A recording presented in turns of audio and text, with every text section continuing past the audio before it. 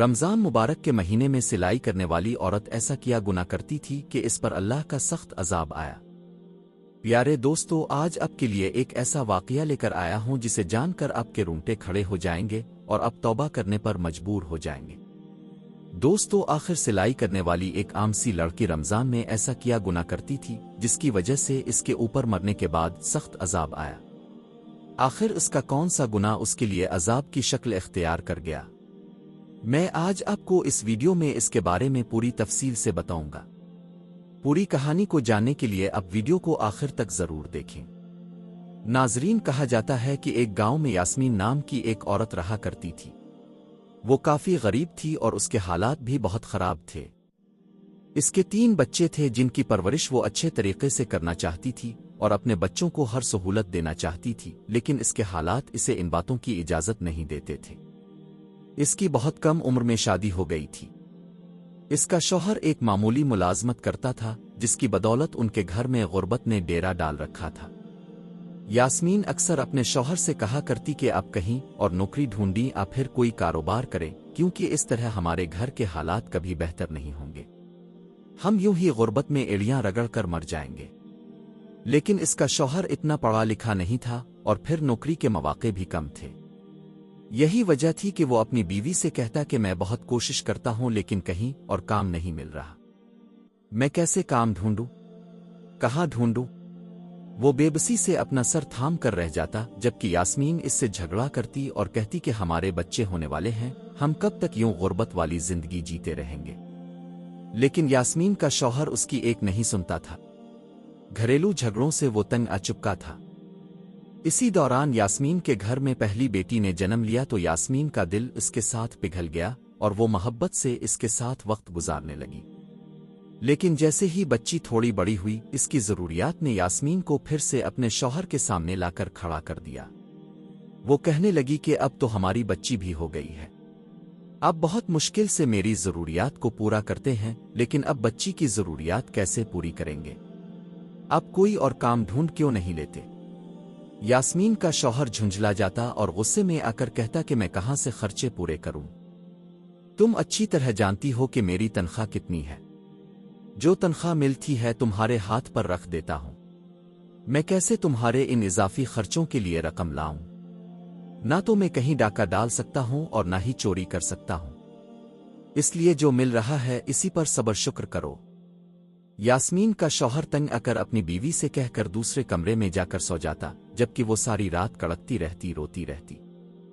इन्हीं हालात में यास्मीन का दूसरा बच्चा होने वाला हो गया और अब फिर से इसे इस बात की परेशानी थी कि वो सारे खर्चे कैसे पूरे करेगी। परेशानी और टेंशन लेते हुए इसकी सेहत खराब हो रही थी और वो हाई ब्लड प्रेशर की मरीजा बन रही थी। बहुत मुश्किल से इसके यहाँ बेटे की विलादत हुई। डॉक्टर ने तो जैसे इसे जवाब ही दे दिया था, क्योंकि इसका ब्लड प्रेशर बहुत हाई रहता था। लेकिन शुक्र है कि यास्मीन और बच्चे की सेहत ठीक रही। कुछ अरसे तक इसी तरह गुजर गया। यास्मीन अपने दोनों बच्चों के साथ मसरूफ हो गई। बड़ी बेटी अब 3 बरस की होने वाली थी और बेटा 6 माह का हो गया था। अब फिर से यास्मीन को इस बात का ख्याल सताने लगी कि बेटी को स्कूल में दाखिल कराना है और उसके लिए यास्मीन को फिर से अच्छी खासी रकम की जरूरत थी। वो फिर से अपने शौहर के सामने हाथ फैलाकर खड़ी हो गई और उससे रकम का तकाजा करने लगी, जबकि इसका शौहर कहने लगा कि मैं कोशिश करूंगा कि तुम्हें कुछ ज्यादा पैसे दे दूं, लेकिन तुम जानती हो कि आजकल के रोजगार के क्या हालात हैं। अगर मैंने अपने मालिक से ज्यादा पैसों का तकाजा किया तो कहीं ये ना हो कि वो मुझे काम से ही निकाल दे, और मैं अगर काम से फारिग हो गया तो घर का खर्च चलाना भी मुश्किल हो जाएगा। ये सुनकर यास्मीन अपना दिल मार कर बैठ गई, लेकिन इसके दिल में इस बात की बहुत आरजू थी कि वो अपने बच्चों के लिए कुछ करे। उन्हें बेहतर जिंदगी देने के लिए और अच्छा खाना खिलाने के लिए इसे भी कुछ करना चाहिए। यही सोच सोच कर यास्मीन परेशान होती रहती, लेकिन इसकी समझ में कुछ नहीं आता था। इन्हीं दिनों में यास्मीन के मोहल्ले में एक औरत किराए पर रहने के लिए आई। वो यास्मीन से 2 घर छोड़कर ही रहती थी। वो बेवा औरत थी। इस औरत के 2 बच्चे थे और शौहर के इंतकाल के बाद वो अकेले जिंदगी गुजार रही थी। यास्मीन की इसे आते जाते सलाम दुआ हो गई और तब इसे पता चला कि वो औरत घर पर कपड़े सिलाई करती है और इसी से अपनी गुजर बिसर करती है। इस औरत का नाम सकीना था। यास्मीन को ये काम बड़ा आसान लगा और उसके दिल में भी ख्याल आया कि इसे भी अपने हालात बदलने के लिए लोगों के कपड़े सिलाई करने चाहिए। इस तरह शायद इसके बच्चे भी बेहतर जिंदगी गुजार सकें। यही सोचकर यास्मीन ने सकीना से बात की और कहा कि मुझे भी सिलाई सिखा दें, मैं चाहती हूं कि मेरे हालात भी बेहतर हो जाएं। मेरे शौहर की कमाई में मेरा गुजारा नहीं होता, जिसकी वजह से मैं बहुत सारी चीजों के ऊपर अपना दिल मार कर बैठ जाती हूं। मेरे बच्चों को अच्छे कपड़े नहीं मिलते, उन्हें अच्छा खाने को नहीं मिलता, मैं बहुत परेशान होती हूं। आप अगर मुझे भी सिलाई सिखा देंगी तो मेहरबानी होगी, शायद इस तरह मेरी भी मुश्किल आसान हो जाए। यास्मीन ने जब सकीना से दरख्वास्त की तो सकीना ने फौरन रजामंदी दे दी और कहने लगी कि अरे ये तो कोई मुश्किल बात नहीं है, तुम रोज मेरे पास आया करो, मुझे पूरी उम्मीद है कि तुम जल्द ही ये काम सीख लोगी। और यूं यास्मीन ने सकीना के पास जाना शुरू कर दिया। वो रोजाना बच्चों को स्कूल भेजकर सकीना के पास आ जाती। सकीना के बच्चे भी स्कूल चले जाते थे और वो दोनों बैठकर कपड़े सिलाई करती। यास्मीन आहिस्ता आहिस्ता काम सीख रही थी और फिर बहुत जल्द उसके काम में बेहतरी आती गई। अब तो वो सकीना की मदद के बगैर भी सूट सिलने लगी थी। जिस दिन इसने पहली बार एक सूट सिलाई किया, इस दिन वो बेहद खुश हुई और खुशी खुशी इसने अपने शौहर को भी इस बारे में बताया।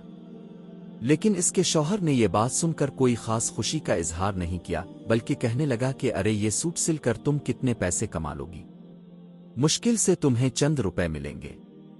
तुम जानती तो हो कि यहाँ के हालात कैसे हैं, हमारे जैसे ही लोग यहाँ पर रहते हैं जो सिलाई के नाम पर तुम्हें चंद रुपए ही देंगे। यास्मीन के शौहर के इन अल्फाज ने इसका दिल तोड़ दिया, जिससे वो चुप की चुप रह गई। लेकिन इसने सोच लिया था कि एक बार हिम्मत करके अपने हालात को बदलने की कोशिश जरूर करेगी। यही सोचकर इसने अब घर में बाकायदा कपड़े सिलाई करना शुरू कर दिए। शुरू में इसे बहुत कम काम मिलता था, लेकिन फिर आहिस्ता आहिस्ता जैसे जैसे इसके काम में सफाई और नफासत आती गई, वैसे वैसे इसे ज्यादा काम मिलने लगा। अब तो यास्मीन बेहद मसरूफ रहने लगी थी। वो कपड़े सिलाई करती और अक्सर घर के कामों और बच्चों को नजरअंदाज करने लगी थी। इसी दौरान वो तीसरी बार हामला हो गई और उसकी तबीयत काफी खराब सी रहने लगी। लेकिन इस दौरान भी यास्मीन ने सिलाई का काम नहीं छोड़ा, बल्कि वो लगातार कपड़े सिलती रहती और बच्चों को नजरअंदाज करके अपने काम में लगी रहती।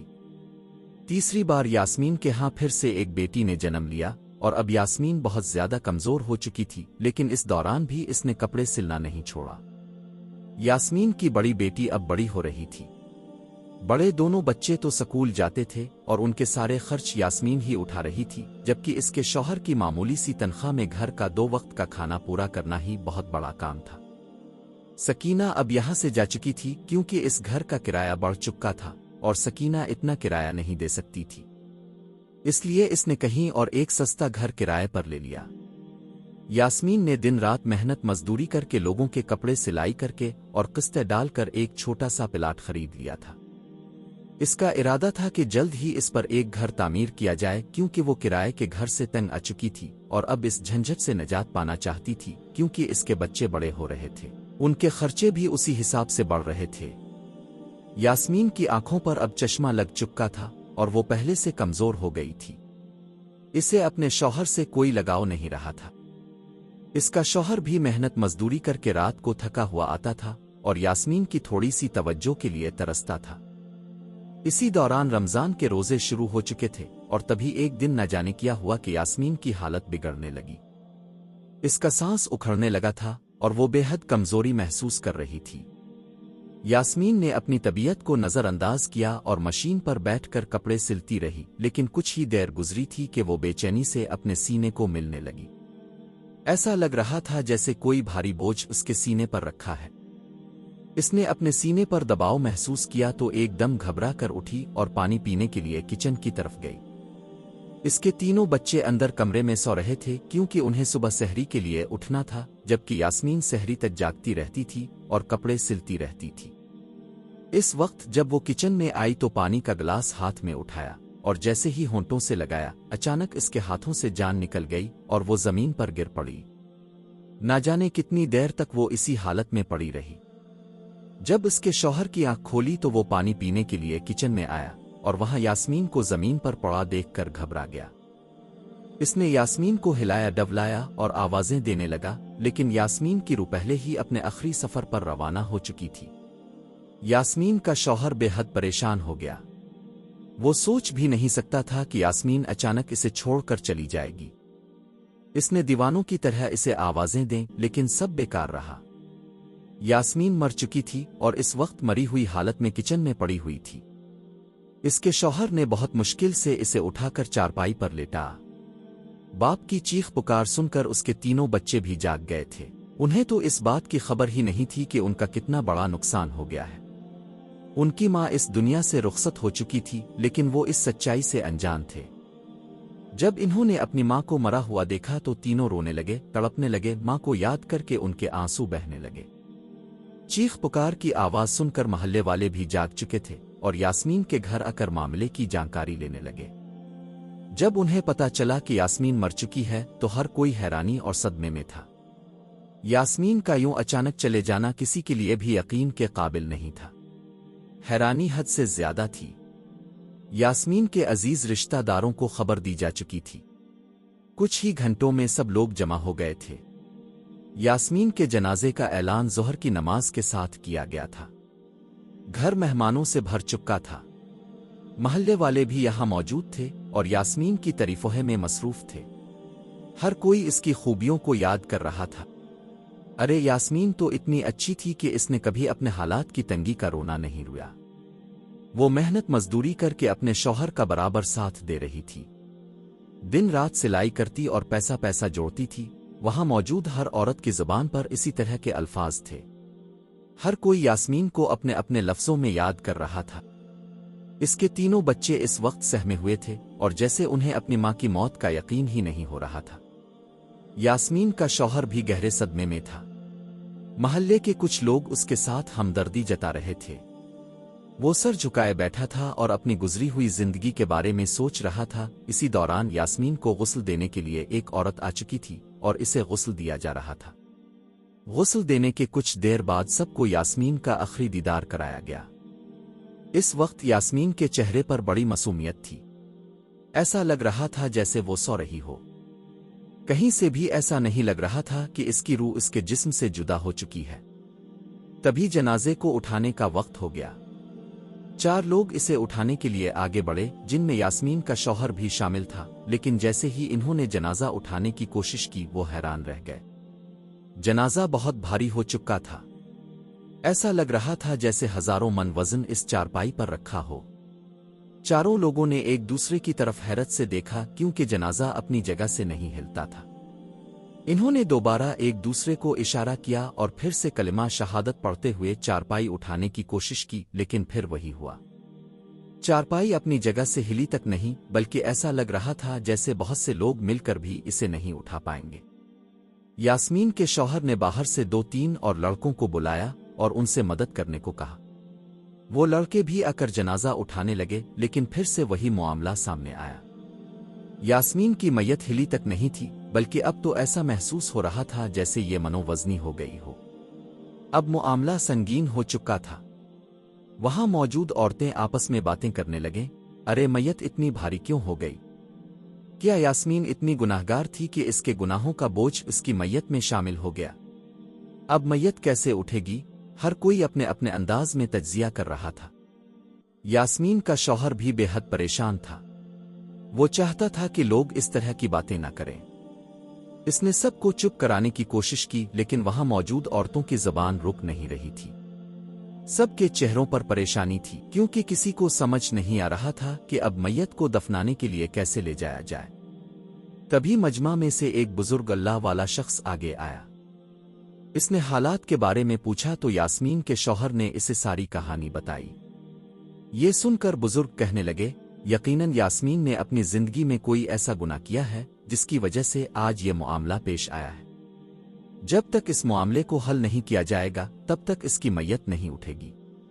याद करने की कोशिश करो कि यास्मीन अपनी जिंदगी में कौन सा ऐसा काम करती थी जिसकी वजह से ये सब हो रहा है। बुजुर्ग की ये बात सुनकर यास्मीन का शौहर सोच में पड़ गया, लेकिन इसे कुछ समझ नहीं आ रहा था कि आखिर ऐसा कौन सा गुनाह हो सकता है जिस पर यास्मीन की पकड़ हो गई थी। यास्मीन के बच्चे भी एक कोने में सहमे हुए खड़े थे। وہ حیرانی سے کبھی اپنے باپ کی طرف دیکھتے اور کبھی صدمے میں ماں کی میت کی طرف۔ انہیں بھی اس حالات کی کوئی سمجھ نہیں آ رہی تھی۔ تبھی کچھ دیر سوچنے کے بعد یاسمین کا شوہر کہنے لگا، یہ اللہ والے بزرگ، یاسمین تو بہت اچھی تھی، گھریلو معاملات میں بھی ٹھیک تھی، اور آج کل وہ کپڑے سلائی کر کے گھر کا خرچہ پورا کر رہی تھی۔ اس نے میرا بہت بوجھ بانٹ لیا تھا، جن چیزوں کو میں پورا نہیں کر سکتا تھا اس نے خود محنت کر کے بچوں کے لیے وہ چیزیں مہیا کرانا شروع کر دی تھی۔ وہ میرے گھر کا آدھا بوجھ اٹھا چکی تھی اور مجھے کئی پریشانیوں سے بچا چکی تھی، لیکن اس کے اندر ایک بہت بری عادت تھی۔ جب وہ سلائی کرنے بیٹھتی تھی تو پھر اگر میں اسے پکارتا اپنی کسی ضرورت کے لیے، اسے کوئی کام کہتا تو وہ سنتی ہی نہیں تھی۔ وہ اپنے کام میں اتنی مگن رہتی کہ اسے اس بات کی پرواہ ہی نہیں ہوتی تھی کہ شاید اس کے شوہر کو اس سے کوئی کام ہو سکتا ہے یا اسے کسی چیز کی ضرورت ہو سکتی ہے۔ وہ اپنے کام میں لگی رہتی اور اکثر مجھے بھول جاتی تھی۔ جب سے اس نے سلائی کا کام زیادہ پکڑ لیا تھا وہ میرے قریب بیٹھتی ہی نہیں تھی۔ وہ میرے حقوق ادا نہیں کرتی تھی بلکہ اپنی سلائی کو ترجیح دیتی تھی۔ ہمیں نہ جانے کتنا عرصہ ہو گیا ہے کہ ہم نے ایک دوسرے سے ہنس کر بات بھی نہیں کی۔ جب میں گھر آتا تھا تو خود ہی اپنے لیے کھانا نکال کر کھا لیتا تھا اور سو جاتا تھا۔ میں اس کا انتظار کرتا رہتا لیکن وہ میرے پاس آتی ہی نہیں تھی۔ وہ اپنے کام میں اتنی ڈوبی ہوئی تھی کہ اسے یہ تک یاد نہیں رہتا تھا کہ اس کا ایک شوہر بھی ہے۔ اب تو بچوں کو بھی نظر انداز کرنے لگی تھی۔ بہت کم وہ بچوں کی طرف توجہ دیتی اور ان کی باتیں سنتی تھی۔ شاید اسی وجہ سے اللہ تعالیٰ نے اس پر یہ عذاب دیا ہے۔ بے شک وہ اپنا کام کرتی رہتی لیکن اسے شوہر کے حقوق کا خیال رکھنا چاہیے تھا۔ وہ اپنے شوہر کے حقوق کو پوری طرح بھول چکی تھی اور اپنے کام کو ہی سب کچھ بنا لیا تھا۔ یاسمین کے شوہر کی یہ باتیں سن کر وہاں موجود کئی عورتیں آپس میں ایک دوسرے سے نظریں چرانے لگے۔ انہیں اس بات پر یقین ہی نہیں آ رہا تھا کہ یہ چھوٹی سی غلطی اتنا بڑا عذاب بن سکتی ہے اور پھر اللہ اس پر اتنا بڑا عذاب دے سکتا ہے۔ وہ عورتیں اس حالات پر دنگ رہ گئیں جبکہ یاسمین کا شوہر یہ سب کچھ بتا کر جیسے شرمندہ سا محسوس کر رہا تھا۔ تبھی اللہ والے بزرگ آگے بڑھے اور یاسمین کے شوہر کے کندھے پر ہاتھ رکھ کر کہنے لگے، بیٹا اب وہ اس دنیا سے گزر چکی ہے۔ اس نے جو کچھ بھی کیا اسے اس کی سزا ملے گی، لیکن اس وقت معاملہ یہ ہے کہ اس کی تدفین کا انتظام کیا جائے اور اسے یہاں سے قبرستان لے جایا جائے۔ میں تم سے درخواست کرتا ہوں کہ ایک بار اپنی بیوی کو معاف کر دو۔ اس نے جو کچھ بھی تمہارے ساتھ کیا اس کی ساری غلطیاں اور خطائیں بھول کر دل سے اسے معاف کر دو تاکہ اس کی میت کو یہاں سے لے جا کر اسے دفن کیا جا سکے۔ بے شک اللہ تعالیٰ اسے اس عمل کی سزا ضرور دے گا جس کی وجہ سے اس نے تمہیں نظر انداز کیا اور اپنے شوہر کو پوری طرح بھول گئی۔ اللہ والے بزرگ کی یہ بات سن کر یاسمین کے شوہر نے کہا، میرے بزرگ، میں اپنی بیوی کو اللہ کی رضا کے لیے معاف کرتا ہوں۔ اس نے جو کچھ بھی میرے ساتھ کیا میں نے وہ سب بھلا دیا۔ اللہ اسے معاف کرے اور اس کی اگلی منزلیں آسان کرے۔ یہ کہہ کر اللہ والے بزرگ نے مسکراتے ہوئے وہاں موجود سب مردوں سے کہا، ٹھیک ہے، اب آپ لوگ میت کو اٹھائیں اور قبرستان کی طرف روانہ ہو جائیں۔ پہلے تو سب جھجک رہے تھے کہ نہ جانے اب بھی میت اٹھے گی یا نہیں، لیکن پھر سب نے آگے بڑھ کر چارپائی کو ہاتھ لگایا تو وہ ایسے اٹھ گئی جیسے پھولوں جتنی نازک ہو۔ سب نے کلمہ شہادت پڑھتے ہوئے قبرستان کی طرف کوچ کیا، جبکہ پیچھے عورتیں آپس میں شرمندہ سی ایک دوسرے سے نظریں چراتی ہوئی اپنے اپنے گھروں کو واپس گئے۔ پیارے دوستو، یہ آج کا واقعہ آپ کے سامنے ویڈیو کی شکل میں پیش کیا گیا ہے۔ یقیناً یہ سب کچھ سن کر آپ کے بھی رونگٹے کھڑے ہو گئے ہوں گے اور اپنے بھی بے اختیار اللہ سے اپنے گناہوں کی معافی مانگی ہوگی۔ اس واقعے سے اپنے ضرور کوئی نہ کوئی سبق سیکھا ہوگا۔ اسی طرح کے اور بھی سبق آموز واقعات کے لیے ہم پھر حاضر ہوں گے۔ تب تک کے لیے اپنا خیال رکھیں۔ اللہ حافظ۔